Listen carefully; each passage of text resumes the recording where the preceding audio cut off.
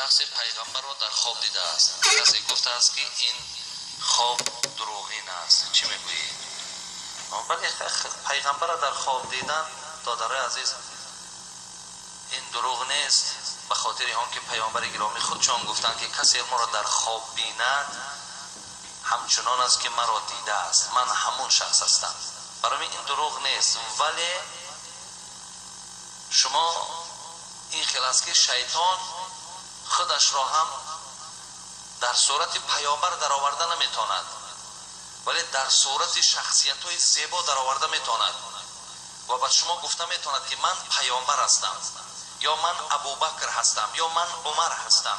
خودش در صورت های آدم های زیبا می در آورد. از بس که ما از شکل و شمایل پیامبر که چیزی درک نداریم، یعنی ما نمیدانیم که پیامبر چگونه ابرو داشتند. برای علم ما و شما، یعنی علم های بسیاری از شما نمیرسد. شما حدیث ها را نخواندید که در باب شمایل پیامبر، درباره صورت پیامبر در حدیث ها خبر داده است که ابرواش چگونه بود، بینیش چگونه بود، موی سرش چگونه بود، چهرش چگونه بود، خب دستای اون همه ریشی اون چگونه بود، همه که در خبرها حدیث ها آمدن. ما از بس که از او که درک نداریم، وقتی از صورت زیبا را میبینیم، بعدا شیطان هم که باشه ما فریفته میشیم. برای همین بسیار در این مسئله ها ما دادرای عزیز همون هوشیار باشیم. و کسی که کدام وقتی که همین خیلی صورت های زیبا را در خواب میبینین، یا یکان دلالت تان میکند، یک دلالت، یک نصیحت تان میکند، همون نصیحت شما آورده درو در اهل علم گوین که چی نصیحت تان کرد. زیرا عبدالقادر جیلانی را در قصه ها میگذارد که شیطان خودش را در چنان صورت زیبا در آورد که عبدالقادر جیلانی را گفت عبدالقادر جیلانی من جبرائیل هستم. گفتن ببینید در صورت گویم که جبرائیل نبود، ولی در صورت یک نور در آمد و یک صورت زیبای خود کرد و گفت عبدالقادر گفت من جبرائیل هستم. از بس که عبدالقادر جیلانی که عالم بود و میدانست که جبرائیل فقط نزد پیامبرها می آید، گفت باز چی نصیحتش کرد؟ گفت تو میتونی عبدالقادر که تو به کمال رسیدی، تو آنقدر عبادت کردی که تو به کمال رسیدی، میتونی که من بعد دیگر از عبادت فارغ باشی. خداوند برای تو پیغام روان کرد که ما او را مورد بخشش قرار دادیم. عبدالقادر که عالم بود گفت تو خدا زده، گفت شیطانی، گفت تو بدبختی، گفت هیچ وقت. زیرا عبدالقادر میدانست که پروردگار بندگانش تا دم مرگ عبادت در گردنشان فرض کرده است. کسی را در دوام حیات دیگر این خیلی نامده است. اگر این خبر می آمد به پیغمبر می آمد، می گفت تو مکملی، تو پرهی، تو بیسه و بیغلطی، دیگر عبادت نکن. پیامبر بین حتی از پاهاش ماند، پاها قوت نمی کرد، ولی در نماز جماعت کشیده خودش می آمد. برای همین عبدالقادر که عالم بود و دانا بود گفت نه، گفت تو جبرائیل نیستی. برای همین این خوابها را دادرای عزیز شما بسیار کوشش کنید یکی فریب نخورید.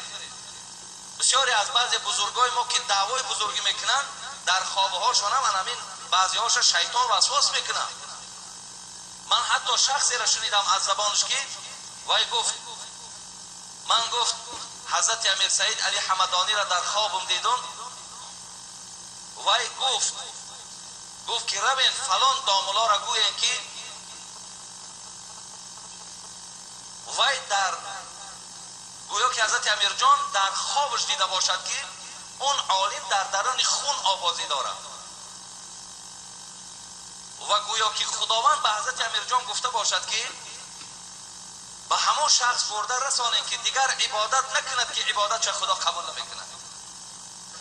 این بزرگ همون را دلیل کرده و حجت کرده من فلانی را باید روان گویم که دیگر میتواند که پایبند عبادت نشود که بزرگی خدا علاکه نتیجه او را آخرت او را خبر شد.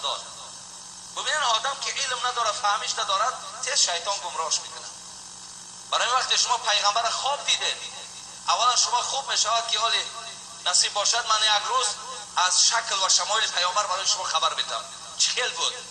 شما همین در ذهنتون گیرید تا که همین صورت دیدین و وی نصیحت های میکند که البته وی هیچ وقت برای شما توصیه به عبادتی و به اطاعتی را نمیدهد. برای من کوشش کنید در خوابهاتون هم فریفته نشین. یکی بسیاری آدم‌ها دروغ هم میگن من امشب خواب دیدم، من مثال فلان کردم، گفتن دروغ هم میگن از پیش خودشان. پیامبر گفتن دروغگوترین دروغگوها آن کسی است که چیزی را در خواب ندید و میگوید که دیدم. این دروغگوترین دروغگوهاست.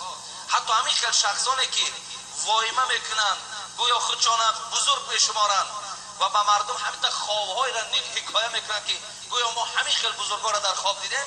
پیامبر گفتن روز قیامت خداوند به سبب آنه که تو مردم فریفته کردی، مردم در دام حیله خود انداختی، خداوند 2 دانه جو در پیشت میمانده است.